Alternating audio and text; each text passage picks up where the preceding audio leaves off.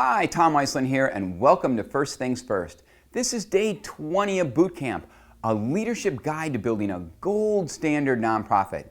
Today, I'm concluding this series on how to build a get-it-done culture by providing a few key takeaways you'll want to keep in mind when building your culture. As you've learned over the last 9 episodes, a strong, well-defined culture is one of the key cornerstones you must put in place if you want to build a high-performance, gold standard, get-it-done nonprofit. Once your culture is in place and functioning well, it becomes a collective mindset, a moral beacon for all that your nonprofit says and does, and it becomes a powerful and unifying force to propel you to your dreams. I'm not going to kid you. Building a culture of any type, board, staff, or organizational, is going to take some work. Defining a culture is a bit of a challenge because culture is an abstract concept, like happiness and beauty, which is why it's so easy to spot, but difficult to define. For example, it's easy to spot a toxic work environment or a boardroom filled with disengaged board members. You can see that the culture is unhealthy. But defining a healthy staff culture or board culture is a much different story. Culture, as you recall, is the outward expression of how and why a nonprofit operates. It answers the fundamental questions: what does it mean to be part of your organization? What does it mean to be part of your board? What does it mean to be on your staff? What does it mean to be a volunteer? Remember, your mission tells people what you do. Your vision tells people where you're going. But your culture tells people who you are. It tells people what you stand for. It tells people what you believe.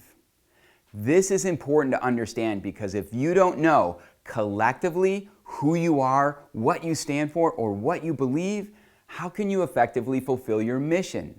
How can you expect to end up where you want to go?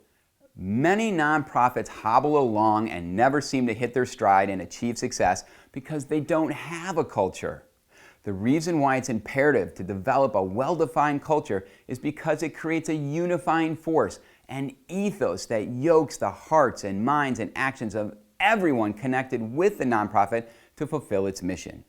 It creates a holistic environment, a prevailing spirit that permeates everything that's said and done. There's lots of cultural elements you can use to define your culture, but the 3 most important are guiding beliefs, standards, and behaviors.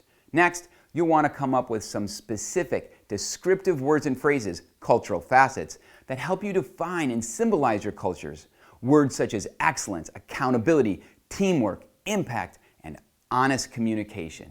When defining your culture, you'll want to think in terms of simplicity. So think of facets that best define the essence, the ethos of the type of culture you would like to have.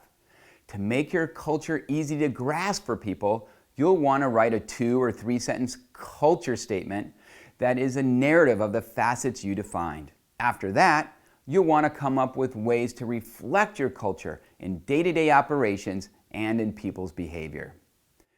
You'll also want to find ways to celebrate your culture by talking about it at fundraising events, board meetings, or at social activities involving board members and staff.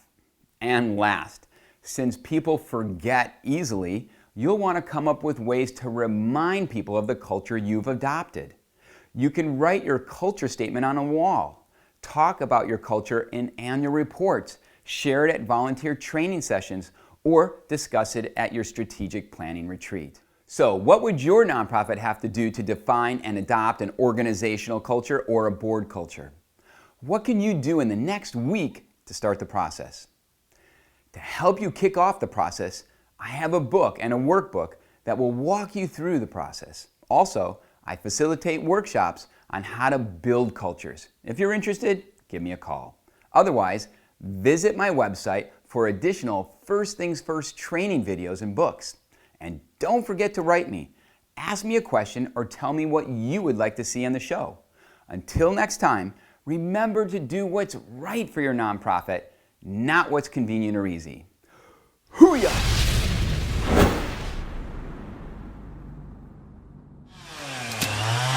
First things first on location here. a little environmental cleanup, reducing the fire risk, having some fun, getting a lot of exercise. So remember, do what's right for your nonprofit, not what's convenient or easy, and join me on my next show where I promise there won't be a chainsaw going, and we'll have a lot of fun. Thanks. See you next time.